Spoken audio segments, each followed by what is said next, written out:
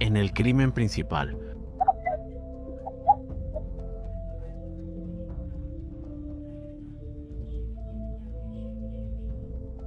Ten en cuenta que incluso cuando alguien alega defensa propia, no está diciendo que no mató a alguien. Simplemente están diciendo, no soy penalmente responsable porque tuve que matar a esta persona para salvar mi vida.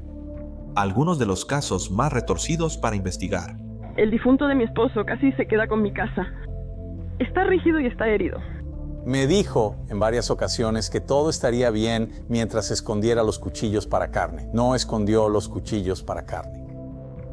Casos difíciles de decidir. ¿Viste cuando se disparó el arma? Solo lo escuché. Bien, entonces es justo decir que no viste dónde estaba el arma cuando se disparó. Correcto.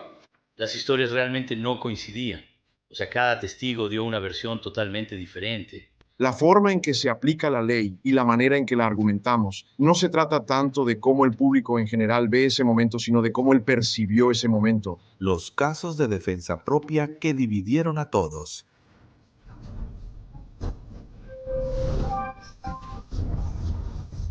Si ella era culpable, inocente, lo que sea, el resultado final fue trágico para ambos lados.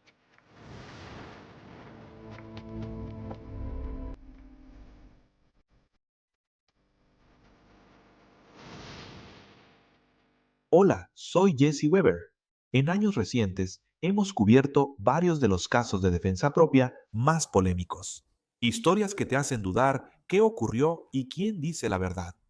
Y cuando hablamos de defensa propia, aunque la ley puede variar de un estado a otro, de lo que hablamos es de si una persona está legalmente justificada para usar una fuerza razonable para protegerse a sí misma o a otros de una lesión grave o la muerte inminente a manos de otra persona.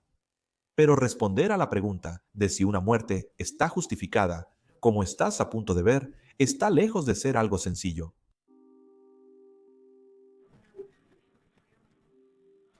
No lo sé, mi esposo murió. Hubo una tragedia en mi casa. La mañana del 12 de enero de 2019, los operadores recibieron una llamada frenética de una mujer en Winter Park, Florida. Porque está rígido y él herido, quizá tuvo un infarto, no lo sé.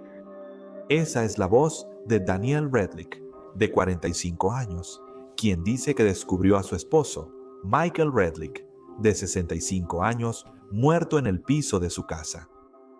En realidad, él me estaba ahorcando y tratando de asfixiarme primero. De hecho, fui por el cuchillo y él gritaba, ¿qué vas a hacer? ¿Apuñalarme? Él lo agarró y eso fue lo que hizo. Él no necesitaba emoción, se apuñaló a sí mismo y yo corrí al baño. Al salir lo vi tirado en un charco de sangre.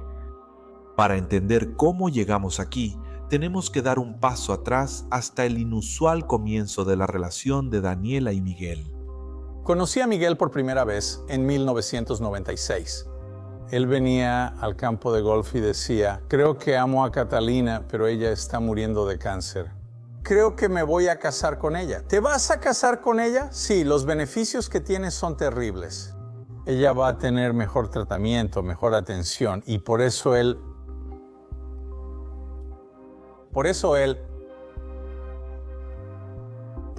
se casó con Catalina. Estoy seguro de que se amaban, pero él solo quería ayudarla.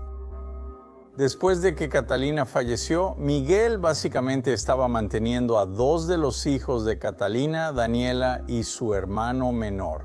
Miguel Redlick era ejecutivo de varios equipos deportivos, así que tenía un trabajo destacado, le iba bien y ganaba buen dinero. En algún momento la relación comenzó. Se casó con su hijastra. Te advertimos que no lo hicieras. ¿En qué pensabas? De forma curiosa, es una historia de amor que muchos no aprobarían, pero terminó siendo una verdadera historia de amor. Bueno, ese fue el mayor error que Mike cometió en su vida.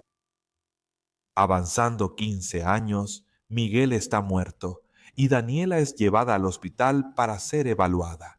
La policía la visita para tratar de reconstruir exactamente lo que ocurrió aquí. Solo queremos obtener algún tipo de información sobre lo que pasó. Si quieres hablar con nosotras está bien.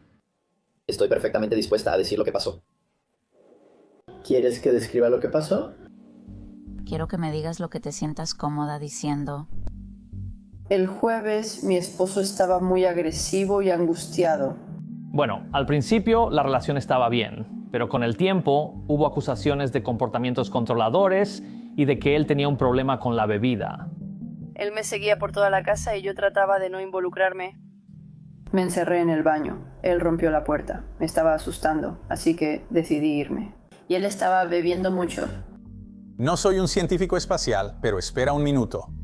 Hay 8 botellas vacías de vino en la basura. Mike no le gustaba el vino. Así que esas botellas las vació alguien que no era Mike.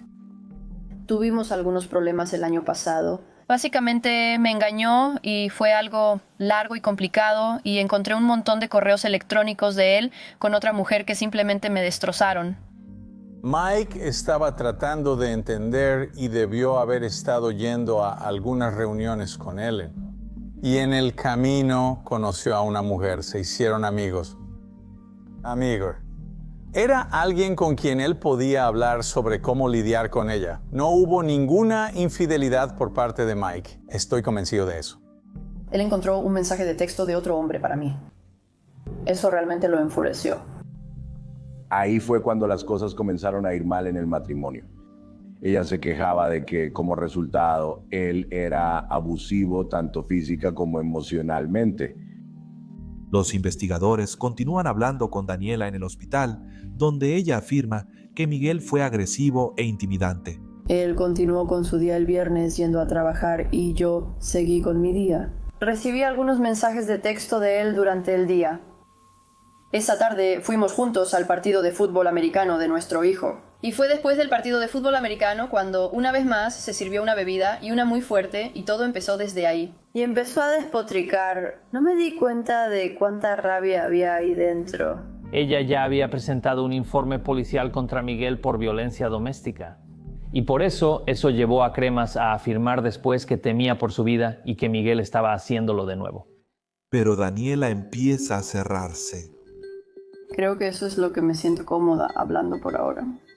Como Daniela no le dio mucha información a la policía, días después regresaron a la casa de los Redlick, esta vez con una orden de cateo en mano. ¿Te llevas a los niños, papá? Sí. Solo lleva a los niños. Daniel, solo quiero hablar contigo. Está bien, ahora mismo no estás arrestada, pero te aseguramos por nuestra seguridad. Tenemos una orden de cateo para tu casa y otra para obtener tu ácido desoxirribonucleico.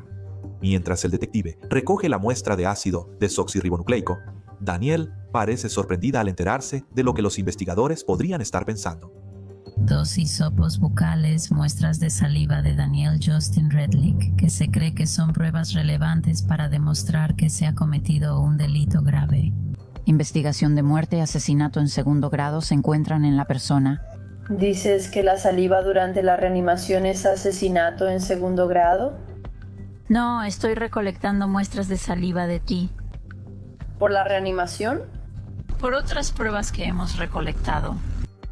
Ella intentó hacer reanimación cardiopulmonar y no pudo encontrar su teléfono para llamar al 911. Creo que esa es alguien bailando y simplemente cambiando la historia tanto como podía. Entonces, ¿me estás diciendo que una vez que se confirme que este ácido desoxirribonucleico es mío, me van a acusar de asesinato en 2º grado? ¿Eso es lo que estoy escuchando? Eso no es lo que estoy diciendo. Lo que digo es que recolecto esto para su análisis.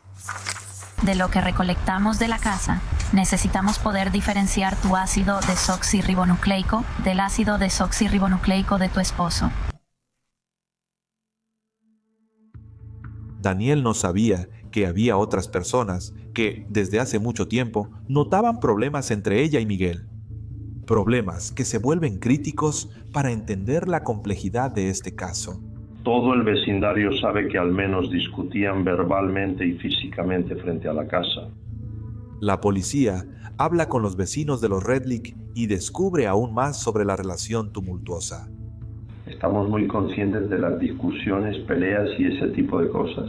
La mayoría del tiempo se gritaban, aunque casi siempre era ella quien le gritaba a él. ¿Ha sido verbal o física? Ambas. No fue de su parte. Está bien, cuando es físico, ¿qué has visto?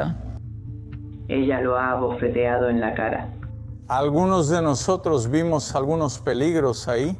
Si me hubieras preguntado hace 6 años si tenía algún amigo cuya pareja fuera capaz de matarlo, diría que solo uno, y esa sería Daniela.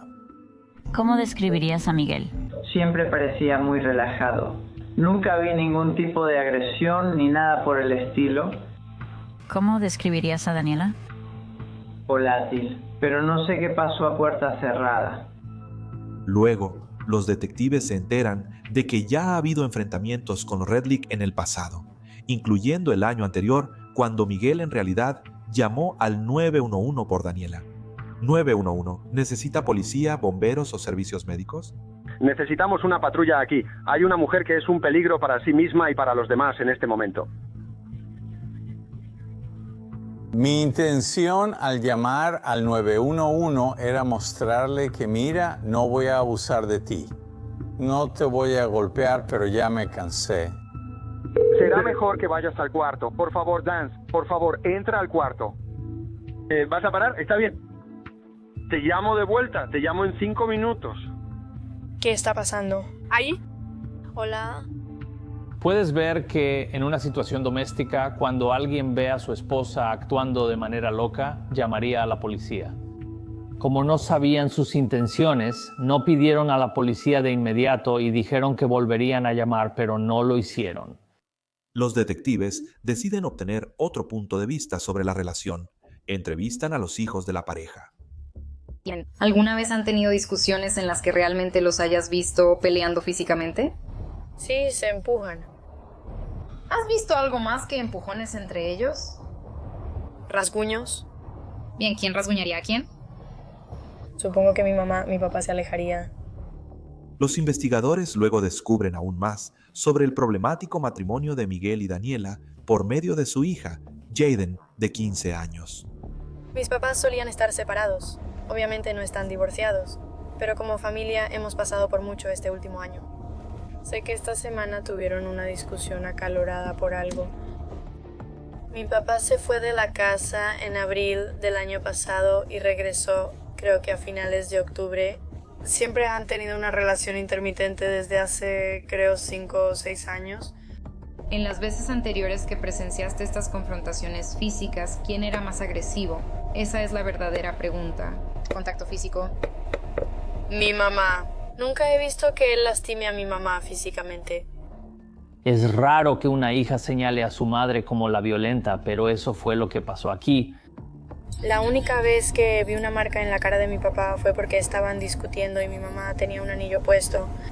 ¿Él le ha pegado o dejado marcas a ella? ¿A ella? Creo que sí. Recuerdo que mi mamá decía que mi papá la empujó. ¿Crees que el empujón fue en defensa propia porque ella iba hacia él o la empujó porque estaba enojado con ella? Tal vez ambas cosas. Me dijo en varias ocasiones, todo estará bien mientras yo esconda los cuchillos para carne. Iba manejando de Charlotte a Cleveland cuando recibí una llamada de un buen amigo mío que me avisó lo que había pasado. Dijeron que lo encontraron muerto. Estaba en shock, pero al mismo tiempo no me sorprendió. Dios mío, no guardó los cuchillos de carne. Mientras los detectives arman este rompecabezas, ¿la historia de Daniel de que Miguel se apuñaló a sí mismo tiene sentido? En 2019, los investigadores interrogan a Daniel Redlick por la muerte de su esposo y expadrastro, Miguel Redlick. Daniel llamó al 911 para reportar un posible ataque al corazón de Miguel. Después cambió su versión y dijo que quizás se apuñaló solo. Y lo que la policía está a punto de descubrir hace que esta situación sea aún más confusa. Miguel fue apuñalado una vez en el hombro.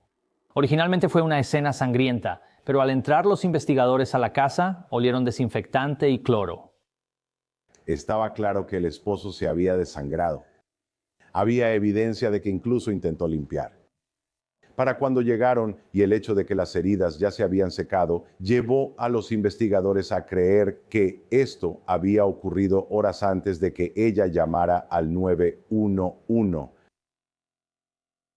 Regresemos a la llamada al 911 que Daniel hizo tras el apuñalamiento. Hubo un detalle importante que llamó la atención de los investigadores. ¿Apenas lo encontraste? No, de hecho, ocurrió anoche. ¿Lo viste anoche? ¿Estaba bien o no? No estaba bien anoche, tuvimos una discusión. Lo interesante, por supuesto, es que ella esperó 11 horas para llamar a la policía después de lo que finalmente se descubrió que fue una discusión entre los dos. ¿Hay alguna razón por la que no llamaste anoche? Estoy en libertad condicional y tenía miedo de que nadie me creyera. Su historia inicial fue que él se suicidó. Bien, entonces, si tu esposo se suicida, ¿por qué no llamarías al 911 de inmediato? ¿Por qué manipularías la evidencia?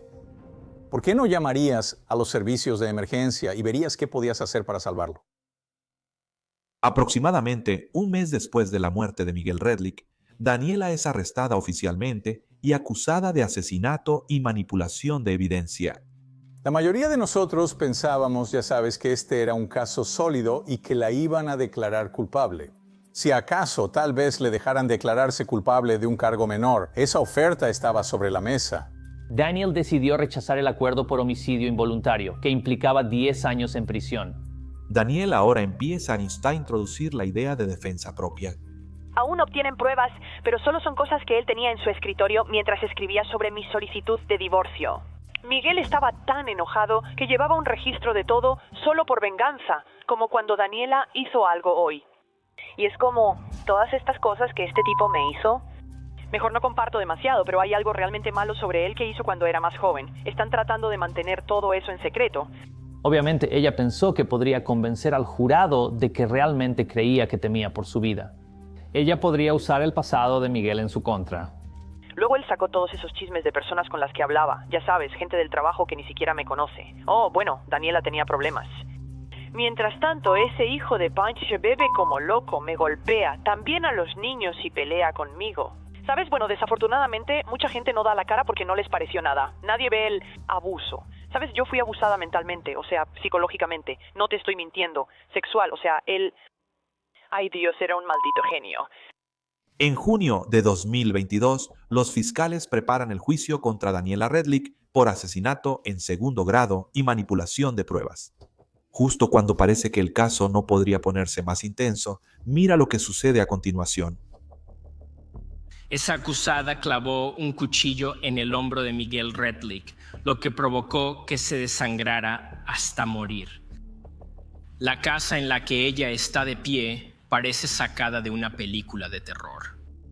La prueba más fuerte de la fiscalía en el juicio fue el argumento de que manipular la escena del crimen y ocultar el delito demuestra una mente culpable. Esta acusada hizo todo lo posible para evitar la responsabilidad por sus acciones. La evidencia demostrará que ella realizó un intento significativo pero fallido de limpiar la escena. La coartada de Daniel nunca tuvo sentido. Ella solo afirmó defensa propia después de decir primero que Michael tuvo un ataque al corazón o que Michael se apuñaló a sí mismo, lo cual es realmente extraño. Basado en toda la información que tenía de la llamada al 911 y su conversación con la señorita Redlich, ¿usted creía que ella estaba diciendo que el señor Redlich básicamente provocó su propia muerte? Sí. Los resultados de la autopsia, tal como se los compartió el médico forense, le dieron motivos para creer que eso no era cierto. Sí. ¿De hecho encontró alguna evidencia?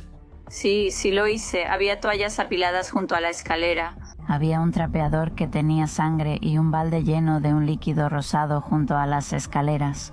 También había cuchillos. Había un cuchillo en la entrada y cuchillos en el fregadero de la cocina.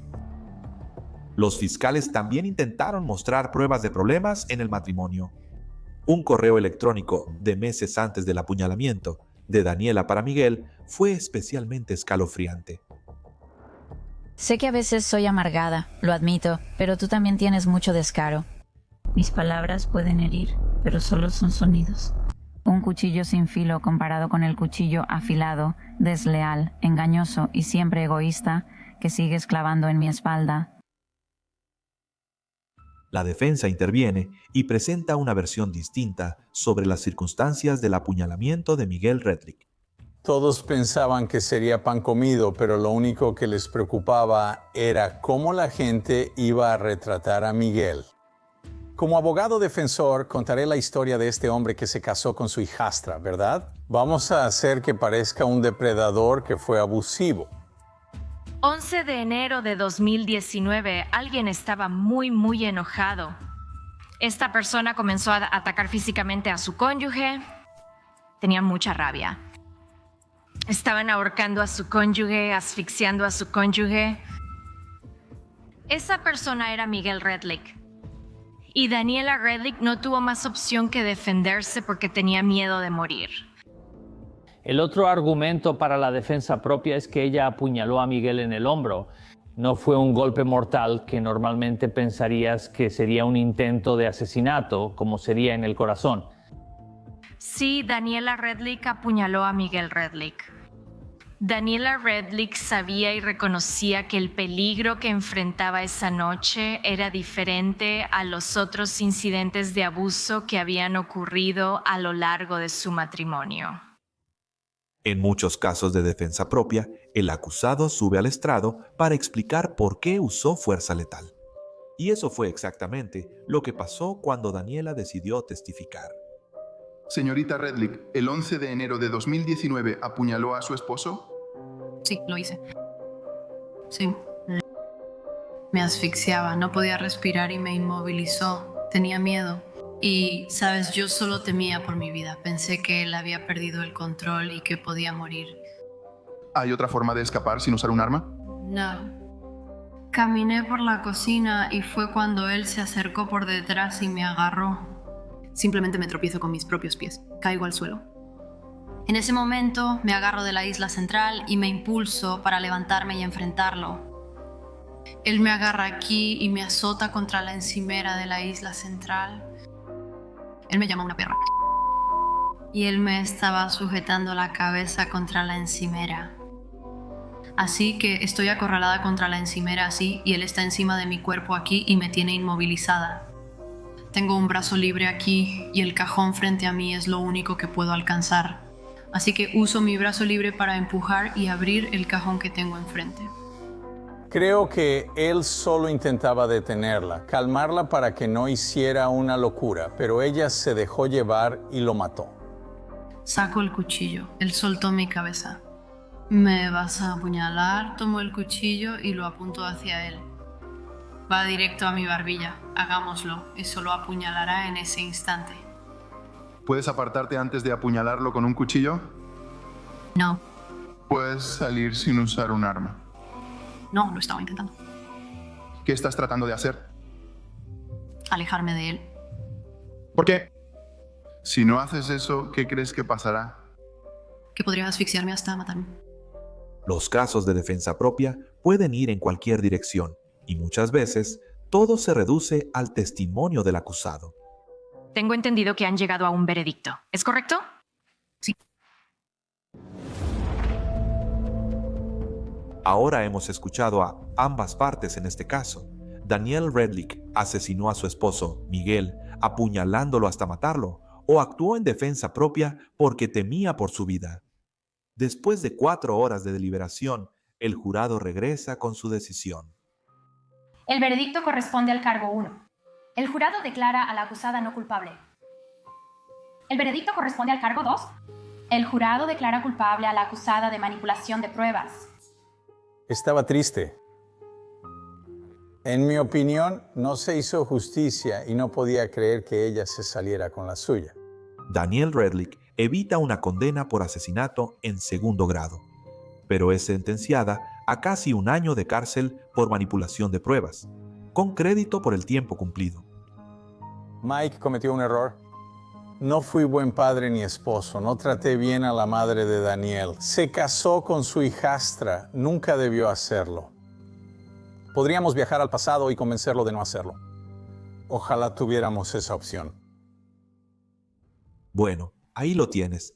Ese jurado parecía creer que Daniela tenía todo el derecho de defenderse de un agresor, quien en este caso resultó ser su padrastro convertido en esposo. ¿Y nuestra siguiente historia? Muchas veces estos casos increíbles ocurren en lugares comunes, como un viaje a una tienda de conveniencia. Miguel Draca hacía eso, un viaje rápido a una tienda local que se convierte en un encuentro mortal. 19 de julio de 2018, Clearwater, Florida. Esta es la grabación de vigilancia de un estacionamiento frente a una tienda de conveniencia. Como notarás, un auto se detiene. Brittany Jacobs, su novio Marquise McLaughlin, de 28 años, y sus 3 hijos están en el auto. Jacobs se estaciona ilegalmente en lugar para discapacitados mientras McLaughlin entra a la tienda. Menos de un minuto después, Michael Draca, de 47 años, llega al estacionamiento y de inmediato comienza a discutir con Jacobs sobre dónde se estacionó. Él es quien se estacionó ilegalmente para quejarse de que alguien más se estacionó ilegalmente y luego se enfrascó en una discusión tan acalorada que los transeúntes se detuvieron a mirar porque la situación se puso muy tensa. McLaughlin nota la discusión afuera y sale de la tienda. Una de las cosas que puede hacer el miedo como emoción primaria es que puede provocar enojo. Así que pudo haber temido que su novia estuviera en problemas, pero su respuesta emocional no fue de miedo. Es una de acción, es una de enojo, es una de adrenalina corriendo por su sistema. McLaughlin empuja a Draca al suelo de repente. Draca responde sacando rápidamente una pistola y disparando a McLaughlin. Tenía permiso para portar armas ocultas. Y entonces, si él creía que su vida estaba en peligro, sí, se le permitiría sacar el arma en esa situación. McLaughlin regresa rápidamente a la tienda. Marquise McLaughlin muere más tarde en el hospital. Ahora la cuestión es si esto fue defensa propia, lo cual es particularmente interesante considerando que Florida es un estado con la ley de defender tu posición. La ley de defender tu posición en Florida permite a las personas usar fuerza letal sin tener que retirarse de una situación peligrosa si creen razonablemente que sus vidas están en peligro. Después del tiroteo, Draca espera a que llegue la policía. Lo llevan a una sala de interrogatorio y acepta voluntariamente hablar con la policía sin un abogado. Vamos a quitártelos. Vas a estar tranquilo. Ay, cielo, sí. Sí, está bien. No te conozco. No sé nada de lo que está pasando. Lo sé. ¿Sabes que puedes guardar silencio? Responde verbalmente. ¿Sabes que todo lo que digas, Cannon, puede usarse en tu contra en la corte? Sí, señor. Gracias por ser muy profesional. Él cooperó, no corrió, no huyó, les entregó un arma. La razón por la que Draca no huyó es porque en su mente él creía que estaba actuando correctamente. En su mente, él todavía cree que es un pseudo policía. Hice exactamente lo que pensé que debía hacer en ese momento, considerando lo que estaba pasando. Vamos a entrar en eso. Primero, ¿por qué Draca se acercó al auto de Jacobs? ¿Por qué le molestó tanto el estacionamiento? Siempre hay alguien estacionado ahí.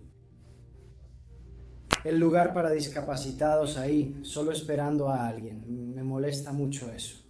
Le comenté que no era correcto estacionarse aquí si otros lo necesitan. Ella respondió, ¿te afecta directamente? Le dije, si viene mi suegra, sí lo hará. No solo la suegra de Draca es discapacitada, sino también una exnovia fallecida de él. En defensa propia tienes que preguntar quién fue el agresor. Draca, por iniciar la confrontación verbal, o McLaughlin, por hacerla física. La víctima salió de la tienda de conveniencia y empujó violentamente al acusado al suelo. Pero fue el acusado quien luego lo escaló aún más al sacar un arma. Durante el interrogatorio policial, Draca afirma que tenía derecho a usar fuerza letal. Pero la verdadera pregunta es, ¿realmente su vida estaba en peligro? Me golpearon justo aquí. Entonces te empujó bastante fuerte. No, él, por lo que se sintió porque corrió hacia mí. Está bien. Si te sorprendieran sin saber quién te ataca, ¿tu arma estaría lista en tu siguiente acción? Probablemente sí. ¿Qué creías que haría? Pensando en terminar lo que acaba de empezar. Mantente firme. Puedes responder a la fuerza con fuerza. Pero eso no significa que puedas dispararle a alguien solo porque te empuja al suelo. La otra persona no estaba armada. Todo ocurrió muy rápido y ya. ¿Te dijeron algo? Negativo. Ni una palabra. Está bien. ¿Le dijiste algo? No. ¿Cómo retrocede? No. Él no amenazó con venir a terminar su trabajo. Sin duda fue una suposición. ¿Solo asumiste que él vendría a hacerlo? Cualquier persona inteligente lo haría. Tampoco habló al irse, ¿cierto? Ahora, aquí es donde las cosas se vuelven muy importantes. Escucha con atención lo que Draca dice que McLaughlin hizo cuando estaba en el suelo. Empiezo a sacar mi arma. Mientras empiezo a apuntar con mi arma, él da su siguiente paso hacia mí. ¿Cuántos pasos dio él? Dio hacia solo un paso. Está bien. ¿Pero eso es cierto? ¿McLaughlin realmente se acercó a Draca? La grabación de video podría decir lo contrario. La víctima retrocedió 1 o 2 pasos. El mejor argumento del acusado es que fue sorprendido por un empujón violento y entonces reaccionó, pero el problema es que no fue solo instintivo. Tuvo tiempo de ver a la víctima detenerse y alejarse un par de pasos y aún así le disparó. Está bien. ¿Qué pasa si te digo que vi el video y en ningún momento él corre hacia ti? De hecho, él da un paso hacia atrás. No estaría de acuerdo. La forma en que se aplica la ley y la manera en que lo argumentamos no se trata tanto de cómo el público en general ve ese momento, sino de cómo él percibió ese momento. ¿Pudiste verlo y decir que venía hacia ti? Los pies y las caderas decían que venía hacia mí. No era la primera vez que Draca enfrentaba un conflicto. Tiene antecedentes de furia al volante y antes ya había sacado un arma contra otros. Había discutido acaloradamente con un hombre por un lugar de estacionamiento en ese mismo lote meses antes del asesinato de McLaughlin. Así que este tipo es un agresor. En su mente, él es un provocador. Él es un pseudo policía, un vigilante que quiere asegurarse de que la gente se estacione en los lugares correctos. Según mi definición, un impulsivo es alguien que te confronta siempre con un arma, buscando pelea y una razón para dispararte, sin justificar lo que pasó. ¿Alguna vez se te pasa por la mente que cuando te acercas y hablas con estas personas para informarles que están estacionados en un lugar donde no deberían, tal vez no lo tomen bien? ¿Y que las cosas podrían salirse un poco de control? Bueno, claro, pero por eso también tomo precauciones. Soy muy cuidadoso y tengo permiso. Tener un arma y la ley de defensa propia son 2 cosas diferentes. Tener el arma hace que alguien se sienta invencible. La ley hace algo mucho, mucho peor. La ley hace que la gente crea que estará justificada al sacar su arma y escalar una confrontación hasta el punto en que alguien realmente podría morir. Julio de 2018, Miguel Draca se mete en una pelea mortal en el estacionamiento de una tienda de conveniencia por un lugar para discapacitados. Después de ser empujado violentamente, él le dispara a Marqués McLaughlin, alegando que fue en defensa propia. Es interrogado por las autoridades. Eventualmente es liberado, pero las cosas cambian rápidamente. Cuando se trata de casos del tipo defiende tu posición, hay una renuencia a hacer un arresto de inmediato porque se necesita investigar todas las circunstancias alrededor de ese tiroteo. Además, en este caso, el alguacil indicó que pensaba que el acusado estaba en su derecho de disparar basándose en la ley de defiende tu posición. Sin embargo, al ser entregado a los fiscales estatales, Draca fue acusado de homicidio involuntario. Bueno, claramente no es asesinato en primer grado, porque no fue un asesinato premeditado. Y en cuanto a si es asesinato en segundo grado, eso usualmente implica mala voluntad. Nada de eso aplica aquí. Este tipo fue empujado violentamente, reaccionó y disparó a la víctima, matándola. Así que realmente es un caso de homicidio involuntario más que un caso de asesinato. Los abogados de Draca podían argumentar primero en la audiencia que su cliente tenía inmunidad bajo la ley de defensa propia. No alegamos defensa propia ni presentamos mociones previas al juicio. No argumentamos inmunidad basada en la ley de defensa propia. Y la ley de defensa propia no te da derecho a escalar una pelea a puñetazos a un tiroteo. No puedes simplemente empezar a disparar a personas desarmadas, especialmente a aquellas que están tratando de calmar la situación dando unos pasos hacia atrás. Y por eso los abogados defensores decidieron no recurrir a la ley de defensa propia y en su lugar presentar un caso de defensa propia regular. El señor McLaughlin te retrocede todo lo que puede hasta llegar al auto. No puede retroceder más. Y mira ese video. Empiezas a alejarse de la confrontación. y le disparan en ese momento. De hecho, el video lo explica mejor de lo que yo podría. El equipo legal de Draca decide no usar la ley de Stand Your Ground, pero debe convencer al jurado de que Draca actuó en defensa propia al usar fuerza letal. Queremos que miren a la víctima. Queremos que ustedes lo vean en tiempo real. No queremos que vean esto en cámara lenta. Porque la vida no sucede en cámara lenta. La vida no sucedió cámara lenta en la calle. El jurado escuchó todo tipo de pruebas sobre el uso de la fuerza, patología e incluso un encuentro previo que Draca tuvo por un lugar para discapacitados en ese mismo estacionamiento. Pero había una testigo a la que todos esperábamos escuchar, la mujer que tuvo el enfrentamiento inicial con Draca y que estuvo justo ahí durante el tiroteo. La novia de McLaughlin, Brittany Jacobs. ¿El acusado disparó a Marquise? Sí. ¿Eso fue después de que Marquise retrocedió? Sí. Veo a Marquise allá abajo luchando por su vida. Así que agarro una camiseta y la pongo sobre su herida para detener el sangrado. ¿Fue Michael Draca actuó legalmente al disparar y matar a Marquise McLaughlin o fue una decisión imprudente que le costó la vida a un hombre inocente? Sobre el cargo de homicidio involuntario, el jurado dictamina lo siguiente sobre la acusada. Miguel Dracker disparó y mató a Marquise McLaughlin en un estacionamiento en Clearwater, Florida. Su equipo de defensa argumenta que actuó en defensa propia, insistiendo en que tenía el derecho legal de dispararle a McLaughlin. Tras más de 6 horas de deliberación, el jurado regresa con su decisión. Con respecto al cargo de homicidio involuntario, nosotros, el jurado, dictaminamos lo siguiente en cuanto a la acusada en este caso. La acusada es culpable de homicidio involuntario según lo imputado. En Florida no puedes disparar primero y preguntar después, según la ley. Él blandió el arma y luego la víctima dio 1 o 2 pasos hacia atrás para desescalar la situación y entonces le dispararon. Por eso creo que el jurado dio el veredicto correcto. Dracker fue sentenciado a 20 años tras las rejas y su vida dentro no ha sido tan fácil. Bueno, al principio de su encarcelamiento fue atacado. No sé si alguna vez descubrieron si fue motivado por cuestiones raciales o si solo fue un ataque al azar.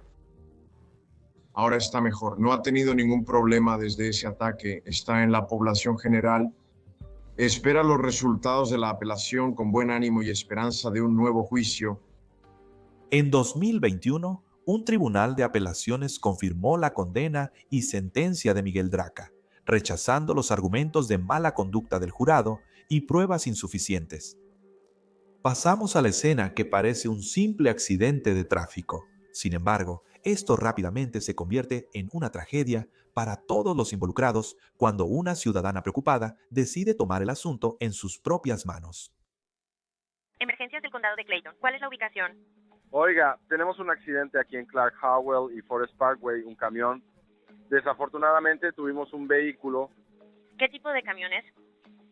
Es un tráiler semirremolque y es una camioneta pick-up, Dakota roja. Es 7 de mayo de 2019, alrededor de las 6 de la tarde en el condado de Clayton, Georgia.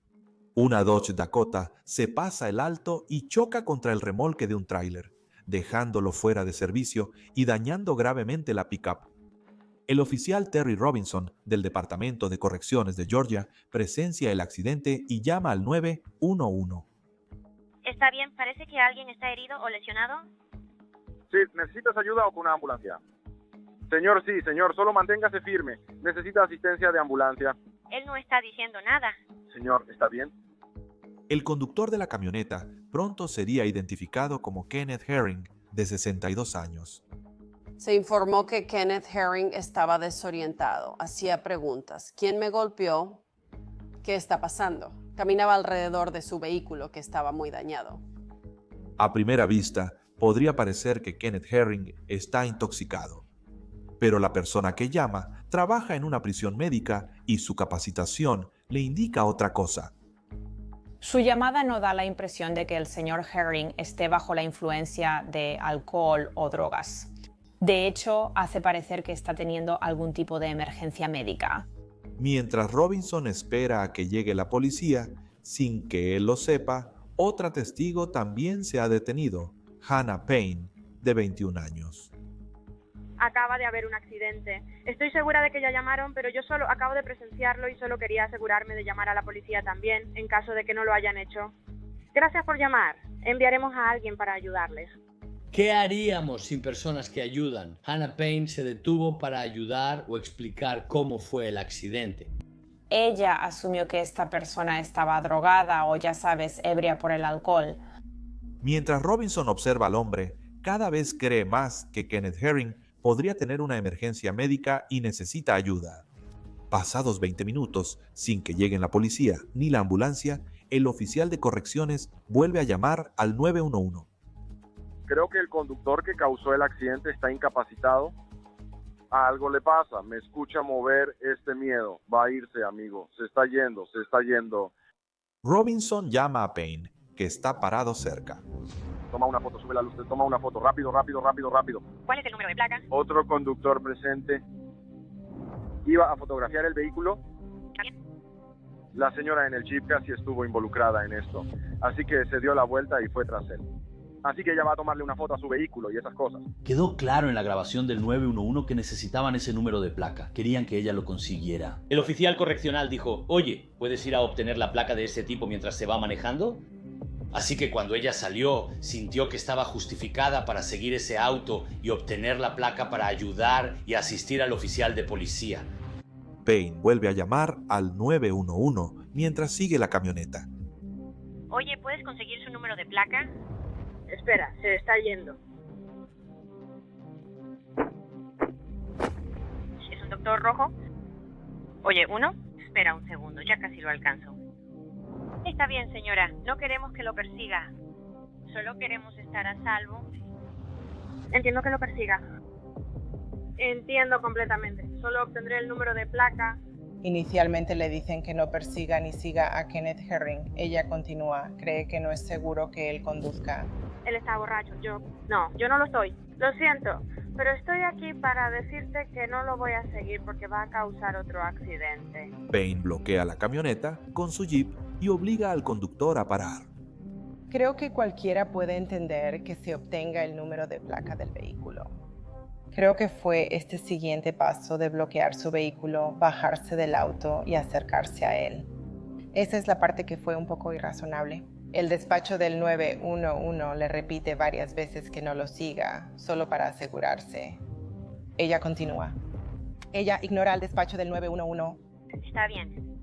Entonces, si puedes regresar a ese lugar donde ocurrió el incidente, es porque alguien realmente está en el camino hacia ustedes ahora. Me quedaré detrás de él y le pediré a un oficial que venga. Pero hasta entonces no me muevo. Ella baja del auto hablando por teléfono con el 911. Y cuando hace contacto con Kenneth Herring en su vehículo, puedes escucharla gritando y diciéndole que salga del auto varias veces.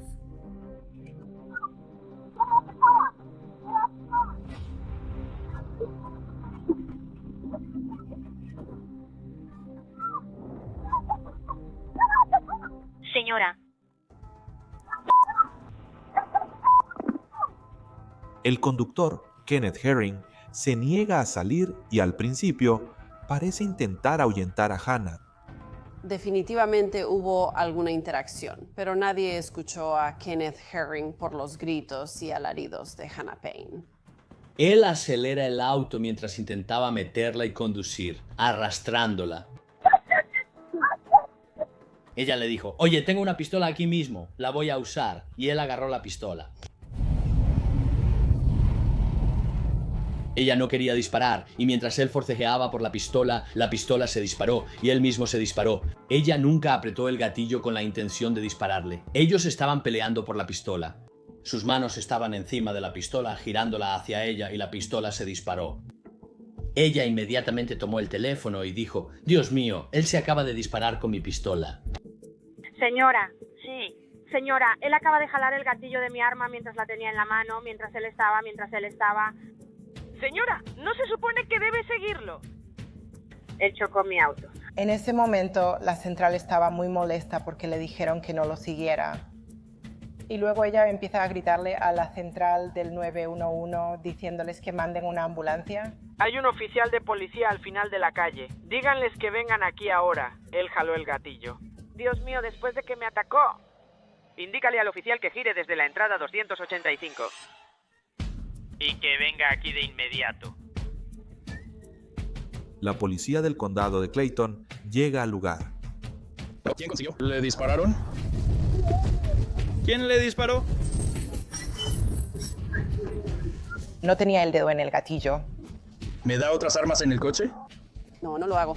Ellos sí la desarman y le quitan el arma de fuego. Y el oficial está intentando hablar con los testigos en la escena para averiguar qué pasó.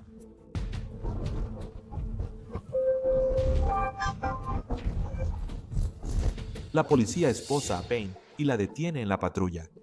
El oficial Ryan Ritchie y un paramédico intentan reanimar a Kenneth Herring hasta que llega la ambulancia. Y luego, mientras llevan a Herring al hospital, la policía entrevista al testigo ocular Terry Robinson. Después de la inicial, Hubo un accidente afuera. ¿Cómo estaba el conductor de la camioneta? él estaba aquí adentro. Le pasaba algo, hermano. Tenía los ojos rojos. Estaba actuando delirante, estaba actuando, ya sabes, como fuera de sí. Esa oficial de correcciones notó que algo estaba mal con el señor Herring. No sabía si era un incidente diabético o si había sido causado por la colisión misma. Hay un montón de agujas en su auto, así que no sé si eso está relacionado con la diabetes y por eso chocó los autos o qué. Dijo que no se veía bien y lo llevaron al Southern Regional. Ahora, los investigadores se enfrentan a Hannah Payne y exigen respuestas. ¿Por qué siguió a Herring y qué llevó a este tiroteo mortal?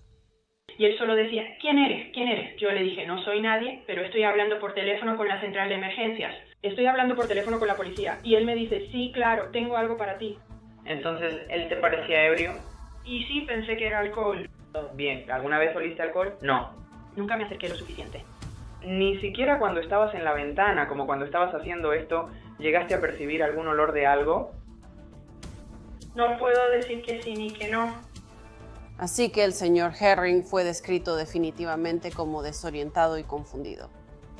E incluso hasta el punto de estar un poco impaciente, fue la palabra creo que se usó. Es muy verbalmente combativo. Pero tengo que ser honesta. Probablemente yo también lo sería si alguien se acercara a mi vehículo después de cerrarme el paso y no tuviera una placa o algún tipo de identificación. Ella hizo su mejor esfuerzo para ayudar, pero la situación se salió más de control de lo esperado y fue caótica. No sé con qué mano ni cómo lo lanzó, pero cuando lo hizo le pegó a mi teléfono. Entonces me lo tiró de la mano y me agarró al suelo. Está bien. Y se rompió en pedazos. Pantalla. Está bien. Y luego me agarró, me está jalando, me está tironeando. Está bien. Él jala, vamos de un lado a otro, golpea y lanza golpes. Yo trato de golpear y zafarme. Y es cuando él... Pero ¿cómo avanzó? Su coche se movió un poco hacia adelante. Hasta llegar completamente a mi jeep. Entonces, ¿chocó contra tu jeep? Sí, lo hizo. Está bien. Parecía que hubo una pelea. Su camisa estaba rasgada. Él sí chocó su auto en el altercado, y eso pudo ser por lo que ella sacó su arma al estar molesta. Y también que él no estaba siguiendo sus instrucciones para hacer lo que ella quería que hiciera. Payne afirma que Herring jaló el gatillo de su propia arma. ¿Verían eso los detectives de esa manera? O más importante aún, un jurado. Le dije, necesitas detenerte, pero yo tenía un arma y entonces le dispararé. Él dijo, sí, claro, dispárame, dispárame. En 2019, ocurre una inusual defensa propia en Georgia. La testigo Hannah Payne habla con las autoridades para explicar por qué siguió y confrontó a Kenneth Herring tras un accidente en el que no participó. Herring recibe un disparo, es llevado de urgencia a un hospital cercano, pero la gran pregunta sigue siendo, ¿quién jaló el gatillo y quién es el responsable final? Ella dice que fue defensa propia, pero solo aplica si no fue la agresora inicial. Y en esta situación, creo que Hannah Payne en realidad fue la agresora inicial.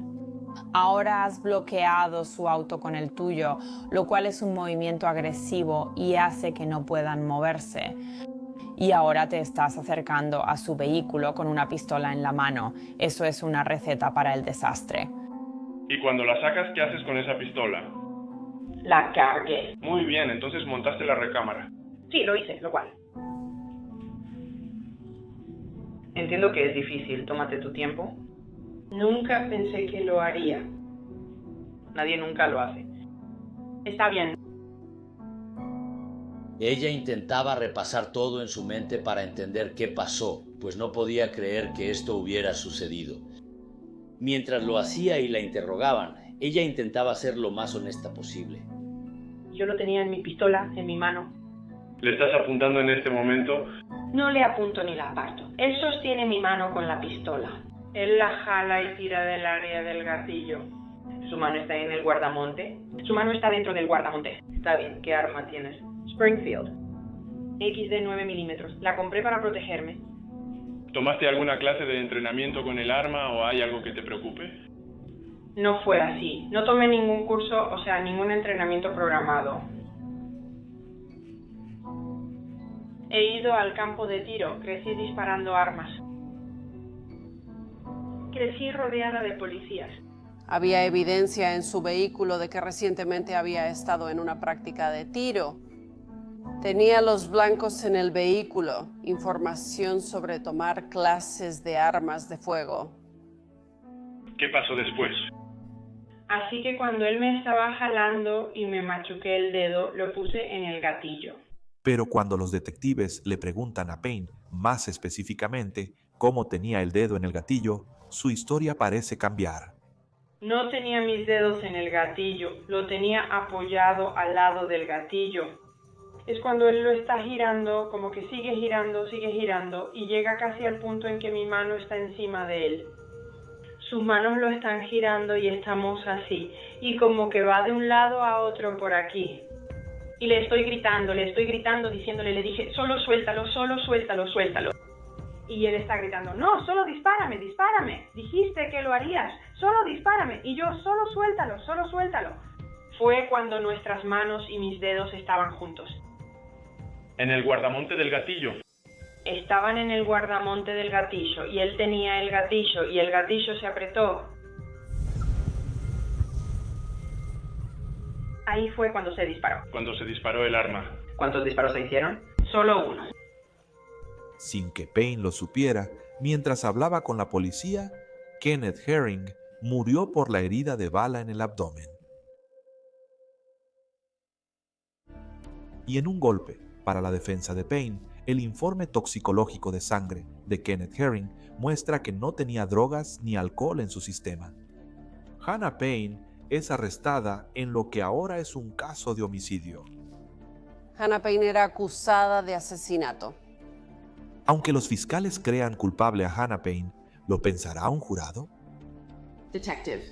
Hannah Renee Payne tuvo la audacia de perseguir, acorralar, detener, agredir, disparar y matar a Kenneth Herring, un hombre desarmado de 62 años, que estaba sentado en su propio auto. Todo porque no le gustó la forma en que él manejaba.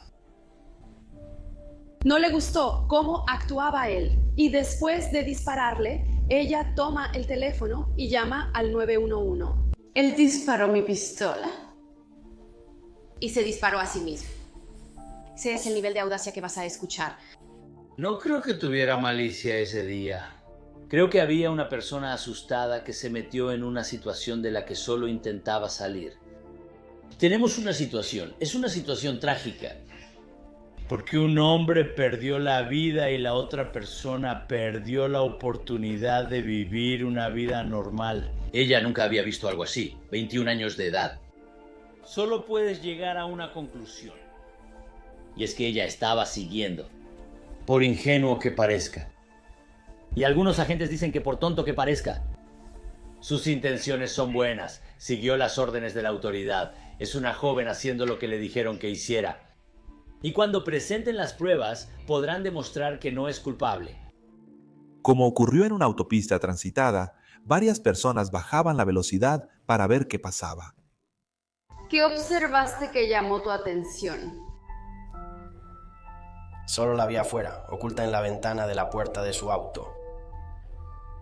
Y eso fue lo que me hizo sacar mi teléfono. ¿Dónde está la señorita Payne cuando la ves? Ella estaba, de hecho, parada en la puerta del conductor del tipo, ¿Qué viste que hacía ella en la puerta del conductor? gritando escondida en una ventana, escondida en una puerta, mientras grababa o escuché un disparo.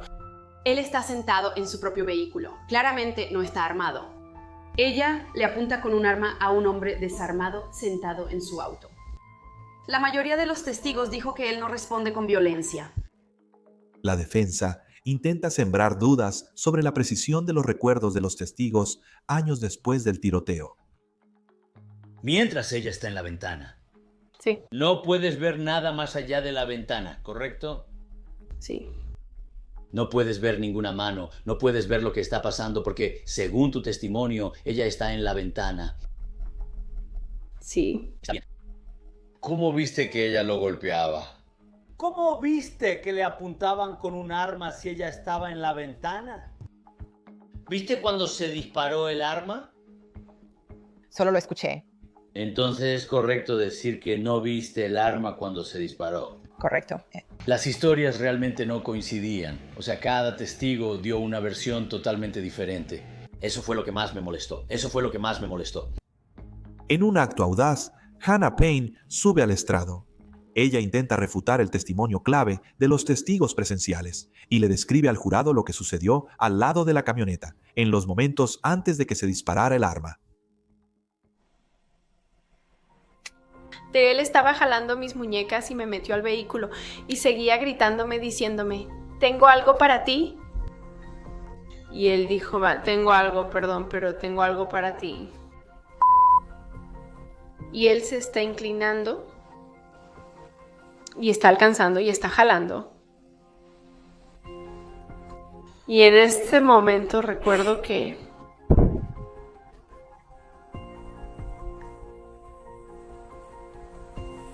lo siento.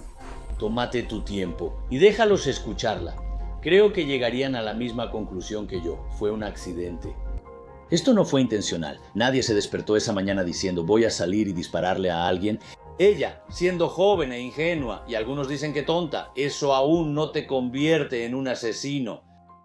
Sin embargo, ese no es el final del tiempo de Hannah Payne en el estrado. El fiscal Nigel Hunter inicia su contrainterrogatorio. Y la operadora del 911 le indicó aproximadamente 4 veces que no persiguiera al señor Herring y que regresara a la escena, ¿correcto? Incorrecto. Solo lo escuché una vez y me dijo que no persiguiera, que estuviera a salvo. Pudimos ver las inconsistencias en su testimonio en comparación con la entrevista que le dio a los detectives durante la investigación. Y eran inconsistencias muy claras. ¿Y recuerdas que les dijiste que al dar la vuelta en esa curva tuviste la oportunidad de ponerte frente a él? Si eso fue lo que dije, entonces no lo recuerdo. Como dije, exactamente fue hace 4 años y medio. Fueron horas de entrevista. Así que... ¿Hoy declaraste que no hiciste que él detuviera su vehículo? Correcto. Mostramos videos y fotos donde ella bloquea el paso al vehículo del señor Herring, dejándolo claro.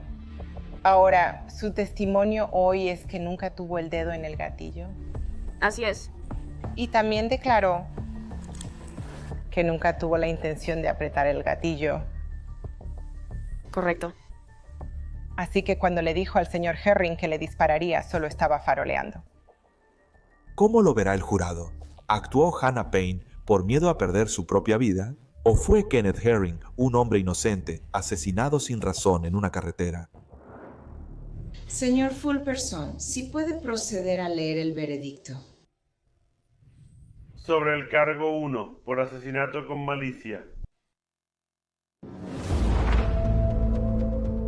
En mayo de 2019, Hannah Payne y Kenneth Herring se ven envueltos en una pelea tras un accidente de tráfico. Payne creyó que hacía lo correcto al detener a Herring con una pistola al borde del camino, pero todo se volvió mortal rápidamente.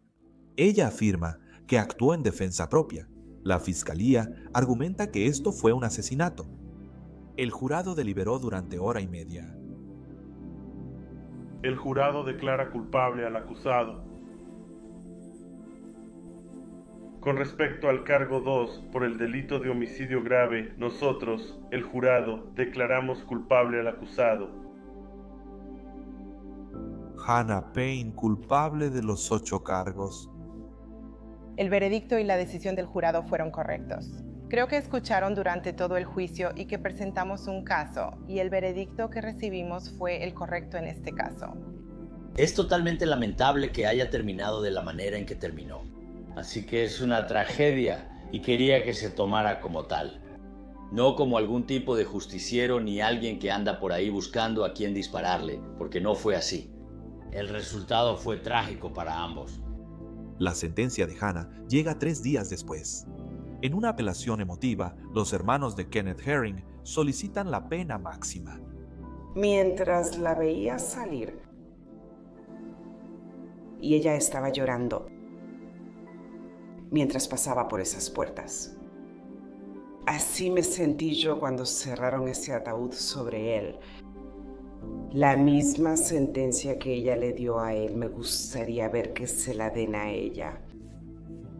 A él le dieron pena de muerte sin libertad condicional. Me gustaría que a ella le dieran cadena perpetua sin libertad condicional. La sentencia total del tribunal es cadena perpetua con posibilidad de libertad condicional, más 8 años consecutivos por encarcelamiento falso y 5 años consecutivos por posesión de un arma durante la comisión de un delito grave. Esa es la sentencia del tribunal. Hannah Payne, de 25 años, debe pasar al menos 43 años en prisión antes de poder optar por libertad condicional a los 78 años. Un accidente automovilístico aparentemente rutinario se convierte en una pesadilla trágica. Nunca sabes cuándo una situación simple se convertirá en algo mortal. Como en el siguiente caso, una familia fue brutalmente asesinada junto a la carretera en Hudson, Florida, y un niño de 4 años desapareció. Este caso es más que retorcido. Emergencias del condado de Pasca, ¿su nombre? Soy Megan Brown. Dime qué pasó, Megan. Acabo de llegar a casa y el papá de mi hijo me puso un cuchillo en la garganta, me cortó la mano, estoy sangrando y mi hijo está muy asustado. De verdad no quiero hacer esto frente a él. 28 de agosto de 2014. El tranquilo pueblo costero de Hudson, Florida. Una llamada frenética al 911 rompe la calma. Megan Brown tenía, creo, unos 27 años cuando esto ocurrió. Megan Brown tenía un hijo, Tristan, que tenía 4 años. El padre de Tristan era Adam Matos. La familia Brown era una familia muy unida que vivía en Pensilvania. Greg y Margaret Brown tenían 52 años y en 2014 se mudaron a Florida, presumiblemente para jubilarse, pero se llevaron con ellos a Megan y Tristan, y también llevaron a Adam Matos, quien iba a ir a vivir con ellos para poder estar cerca de su hijo. Ellos tuvieron, creo que fue una relación muy breve que resultó en Tristan. Él simplemente como que se estaba apegando a la familia Brown, y creo que él tenía como las características de un vagabundo.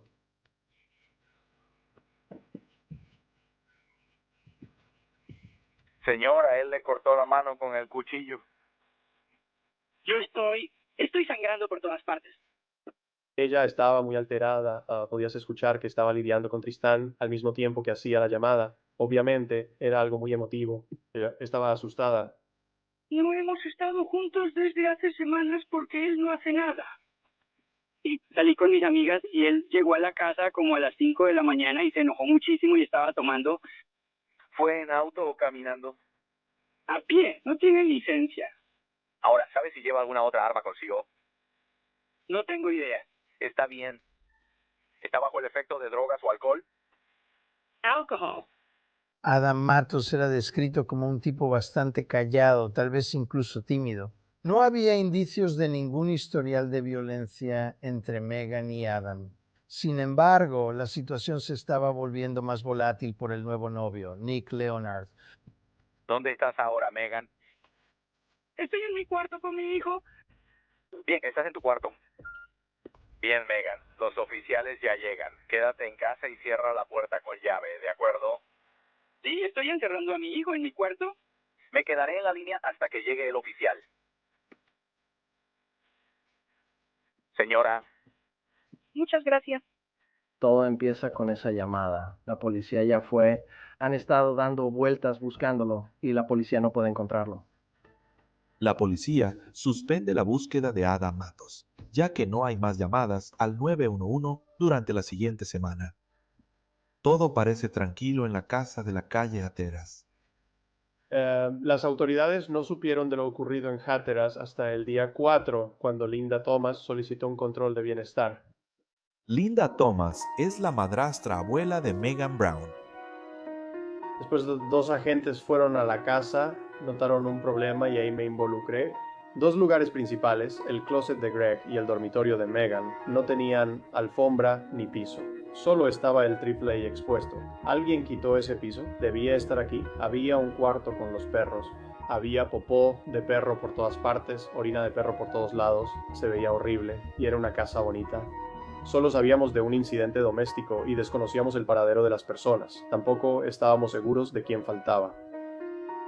Luego, un oficial de policía que buscaba en el vecindario hace un descubrimiento horrible.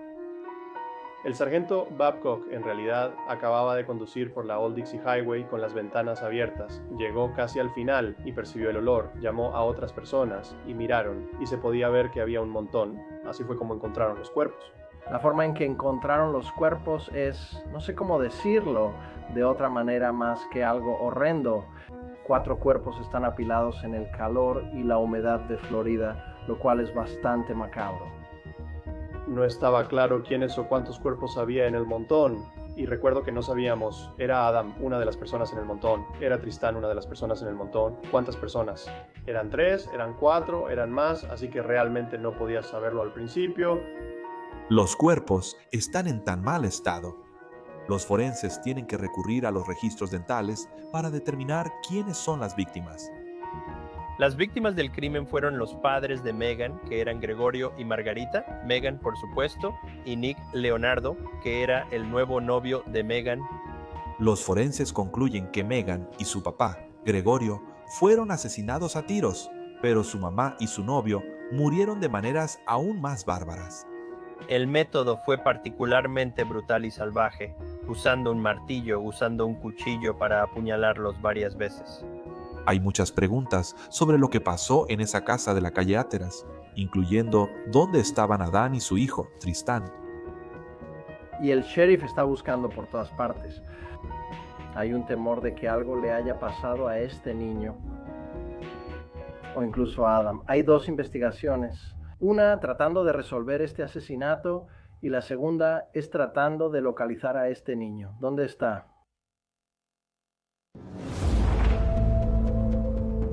...4 de septiembre de 2014... los cuerpos de Megan Brown, novia de Adam Matos, sus padres Greg y Margaret y su nuevo novio Nick Leonard fueron hallados junto a la carretera, brutalmente asesinados.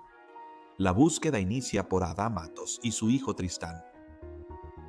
Cuando los agentes tocaron la puerta para el chequeo de bienestar, Adam Matos y Tristán estaban en la casa y luego huyeron por atrás. Él vio a la policía y de hecho salieron de la casa y creo que se quedaron un rato en una casa desocupada. Y de hecho tomó como una canoa que estaba amarrada en una de las casas al final de Hatteras y cruzó el canal en canoa. Eran como las 9:30 de la noche. Llamas un taxi y luego pasa justo por donde estaban todos los bloqueos de la policía. Y luego de hecho se detienen en una tienda de conveniencia camino a Tampa. Van a Tampa, se trasladan al Hotel Florida, donde Adam va, se registra con Tristán y consigue una habitación. Él se registra, ya sabes, en una habitación a su propio nombre. Ahí es finalmente donde las autoridades lo encuentran. El 5 de septiembre de 2014, la policía encuentra a Adam Matos y Tristán en un hotel de Tampa. Aseguran a Tristán y arrestan a Matos. Luego lo interrogan sobre su paradero el día de los asesinatos. ¿A qué hora te levantaste el viernes?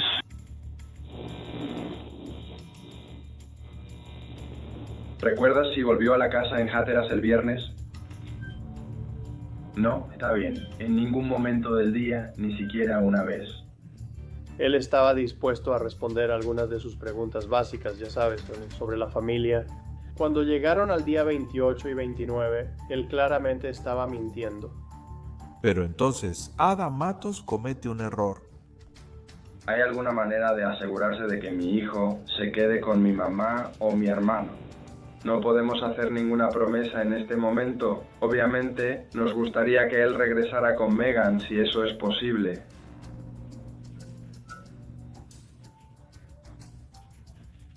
El detective Kennedy y el técnico Hughes son buenos en lo que hacen. Dicen, bueno, realmente esperamos que él pueda irse con Maggie, Greg o Megan. En lugar de responderle, tú, Adam, dices fríamente, bueno, deberías llamarlo y averiguarlo. Creo que él empezaba a darse cuenta de que ellos tenían una mejor idea de lo que estaba pasando, de lo que él pensaba originalmente. Así que pidió un abogado. Él entró a esa casa con la intención de matar a esas personas. Entró por la puerta lateral. Cuando entró al cuarto de Megan, vio que Megan salía apresurada con Tristán. Estamos bastante seguros de que Megan probablemente lo puso debajo de la cama principal antes de que Adam entrara al dormitorio principal.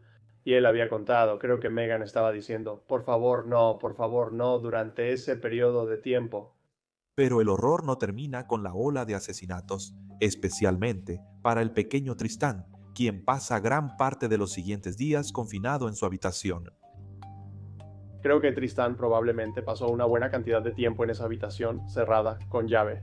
Estaba muy claro que Tristán sabía que todos se habían ido, que no iban a regresar y que habían sido envueltos en sábanas o alfombra.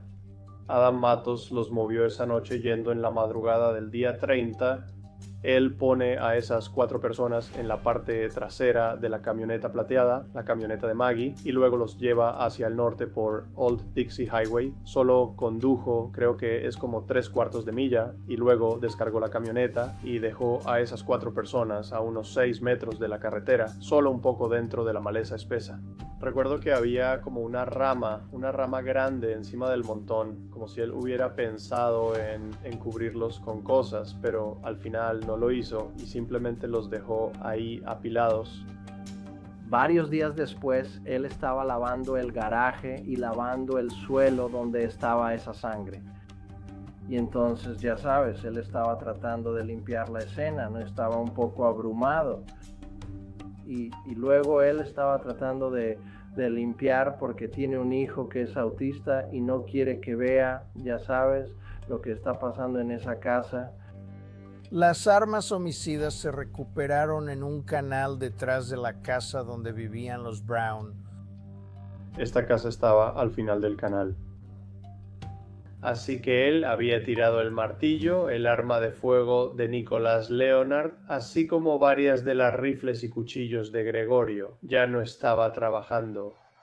Tras hallar a Adam Matos y Tristán, la policía envía al niño con sus familiares. En cuanto a Matos, él es arrestado oficialmente y más tarde acusado de 4 cargos de asesinato en primer grado.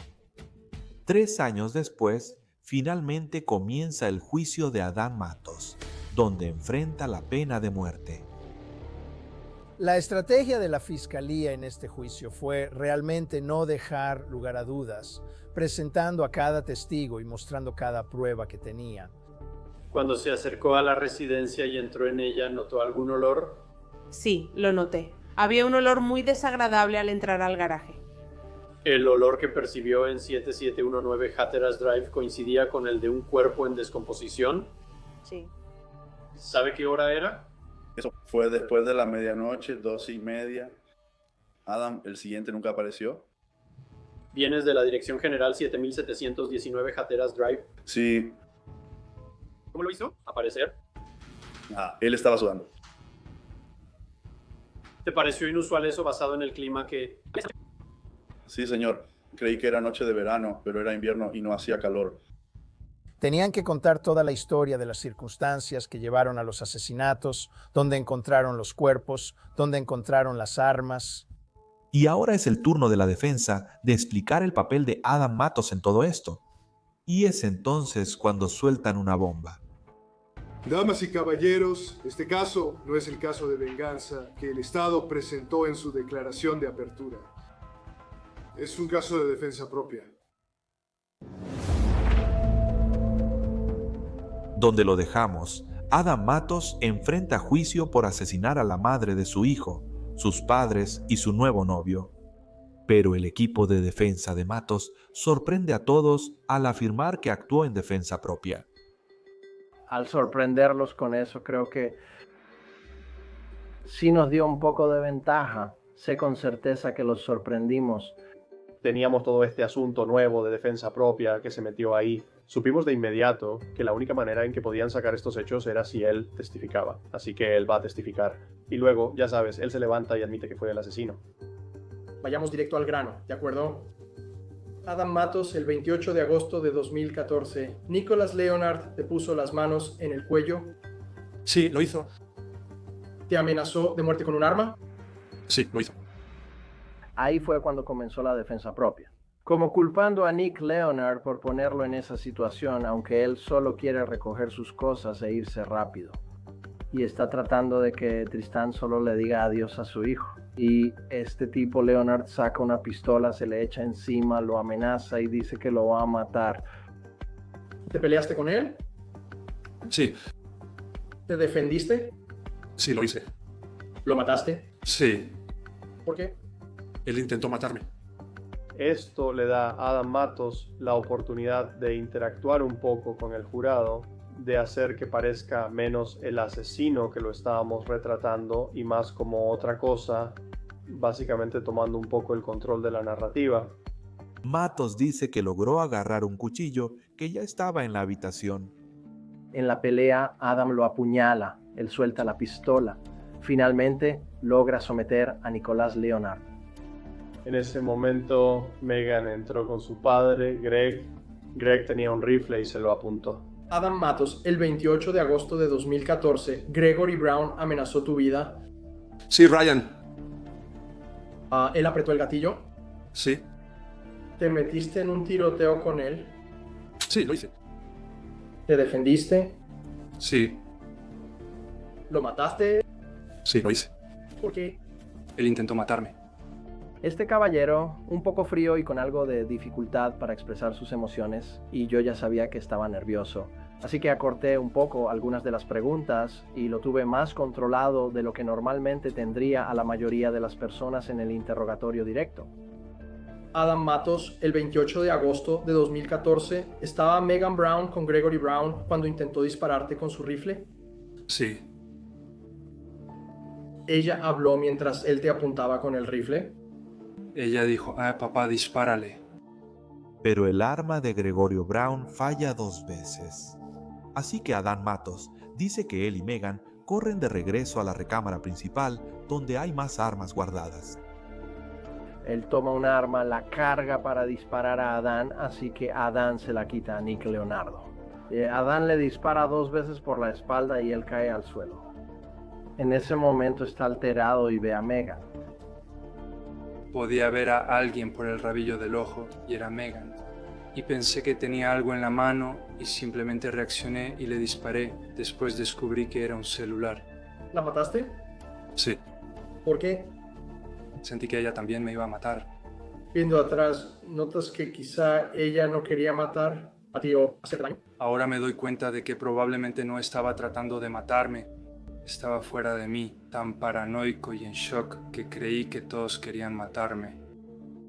¿Por qué admitir los asesinatos y alegar defensa propia? Mi análisis de esto es que estaba claro para Adam Matos y su equipo que iba a ser declarado culpable. La única manera en que él podía evitar la pena de muerte con estos asesinatos, con 4 asesinatos cometidos de manera atroz, era contarle al jurado alguna historia que les permitiera concluir que había circunstancias atenuantes y que la pena de muerte no era apropiada. ¿Qué hiciste entonces? Perdí el control por completo, me di cuenta de que maté a una mujer que amo, la madre de mi hijo, y en ese momento me di cuenta de que Tristán ya no tenía madre, ya no tenía abuelo, y ya no me tenía a mí. En ese instante sentí que mi vida acababa. Lo que queríamos mostrar era, ya sabes, a este tipo guapo, bien hablado, de modales suaves, que estaba aquí en Florida para cuidar a su hijo autista, al que amaba más que a nada. Pero la historia de Adam Mato no termina ahí. Luego tomó un martillo, regresó y simplemente continuó golpeando a Nicholas Leonard, con quien estaba molesto. Luego se desconectó por 4 o 5 horas hasta que Maggie volvió. ¿Qué tal Margarita Brown? ¿Creías que ella intentaba matarte? Sí. ¿Pero temías por tu vida? Sí. Sabíamos que teníamos un problema con Margaret Brown, y así que desde el principio ese fue nuestro principal asunto, nuestro principal problema. Si recibía la pena de muerte sería por eso. Margaret Brown se bajó en guagua porque aparecen las cámaras de seguridad alrededor de las 11:15 de la noche. Es cuando terminó su turno. Ella venía de regreso a casa y luego es atacada o golpeada con un martillo por Adam. ¿Qué sentiste cuando la mataste? Estaba perdido. Estaba herido. Estaba en shock. Estaba fuera de mí y pensé que todos querían matarme. Sentí que ella también iba a matarme. ¿Tú la mataste? Sí. Pero no fue planeado. Y él estaba paranoico. Pensaba que el mundo estaba en su contra. Creía que la policía iba a intentar matarlo a él y a su hijo. Así que la golpeó con un martillo y la mató. ¿Estaba sangrando mucho? Sí. ¿Qué hiciste con su cabeza? Había mucha sangre. Para evitar que la sangre se esparciera, le puse una bolsa en la cabeza. ¿Cómo te sientes ahora por su muerte? Horrible, me siento disgustado. Y la amaba mucho. Y simplemente no hay un solo día que pase sin que lo piense. Vuelvo a vivir eso. Revivo esos recuerdos a diario y me atormentan constantemente. Cuando el fiscal Brian Sarabia interroga a Matos, parece mucho menos comprensivo. Aún así pudiste salir por la puerta principal, ¿de acuerdo? Pude haberlo hecho. Pudiste haber dicho, esperen chicos. Todo está bien, me voy, solo recojo mis cosas y me despido. No, pude hacerlo. Posiblemente. Pero no lo hiciste, ¿verdad? No. Tú perseguiste a Greg y a Megan, ¿cierto? Sí.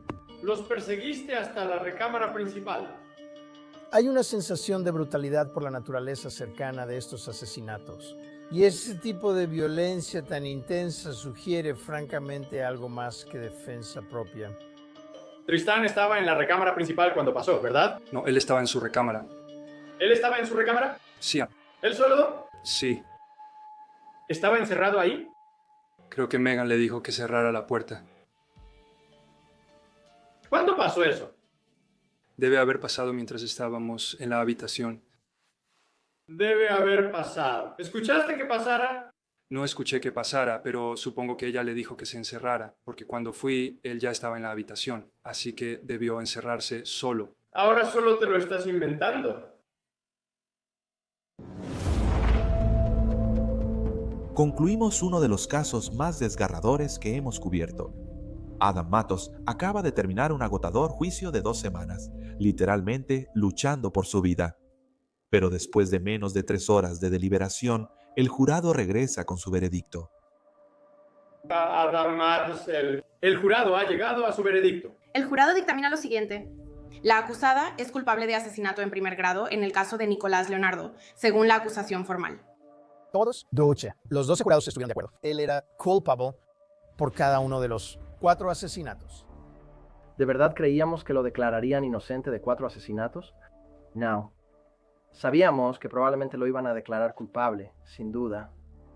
Cuando llegó la sentencia, el jurado no logró una decisión unánime sobre la pena de muerte, como exigía la ley de Florida entonces. Adam Matos recibió cadena perpetua sin libertad condicional. Y en cuanto a su pequeño hijo, Tristán está bajo el cuidado de la familia Brown. Pero esa no es el final de la historia, porque tuvimos una oportunidad única de sentarnos y hablar con Adam Matos, donde está cumpliendo su condena en la instalación correccional Blackwater River en Milton, Florida. Esta fue una entrevista exclusiva de Prime Crime, y todos estos años después, Adam Matos no ha abandonado su afirmación de defensa propia. Bueno, cuando llegué a casa iba a hablar con Megan y despedirme de Tristan y no me quedaba mucho tiempo para estar con mi hijo. Pero esta vez, Había alguien más ahí además de Tristan y Megan, su nuevo novio. Me enfrenté a Nicolás Leonardo y cuando entré en la habitación, él me había atacado y fue entonces cuando comenzó toda la situación. Ya sabes, forcejeamos por toda la habitación mientras intento quitarle la pistola. Y encontré un cuchillo sobre la cómoda y usé el cuchillo para apuñalarlo en el brazo y empezó a sangrar por toda la habitación. Y estamos forcejeando por la pistola. Y su papá entra con un rifle. Y ella le está diciendo a su papá que me dispare. Así que le digo a su papá, por favor no me dispares, Greg, sabes, no hagas esto. Conozco a estas personas desde hace casi 10 años. Sabes, que él me disparara, eso fue bastante loco, ya sabes. Y fue un shock, ya sabes. Estar mirando un rifle, ya sabes, de alguien que conozco, amo y me importa. Y entonces él jaló el gatillo y el arma falló. Así que mientras su padre intentaba hacer que el arma funcionara, pude quitarle la pistola de la mano a Nicolás Leonardo. Y fue entonces cuando se disparó un tiro y yo le disparé a él. Así que en ese momento su padre y Megan corren al dormitorio principal. Y corrí al dormitorio principal, ni siquiera estaba pensando. Fue solo una reacción a lo que acababa de pasar cuando él estaba en el closet cargando otro rifle. Y le disparé 2 veces. Megan estaba parada en la habitación. Y fue cuando le disparé, parecía que tenía un arma en la mano. Después me enteré que era un celular, pero parecía una pistola. Y ni siquiera lo pensé, simplemente le disparé. Cuando revisé a Nicolás León, estaba tan enojado por lo que pasó. Estaba tan furioso por lo que hizo, ya sabes, venir a mi casa con un arma y causar que esto sucediera. Agarré un martillo y empecé a golpearle el cráneo. Cuando llegó mi madre a casa, simplemente reaccioné. Pensé que también intentaría matarme. Fue entonces cuando la ataqué y también usé un martillo con ella.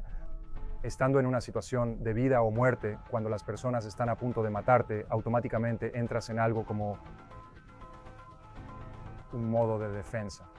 Sabes, la parte reptiliana de tu cerebro se activa y ni siquiera estás pensando lógicamente. Sabes, todo pensamiento racional simplemente se va por la ventana. ¿Sabes? Puede que él todavía se aferre a la creencia de que era él quien estaba en peligro y que simplemente estaba tratando de protegerse a sí mismo y al joven Tristán. Pero te diré algo, el jurado, los que toman la decisión final, no estuvieron de acuerdo. Así concluimos algunos de los casos de defensa propia más impactantes que hemos cubierto en Crimen Estelar. Gracias por acompañarnos. Soy Jesse Weber. Hasta la próxima. Cuídense.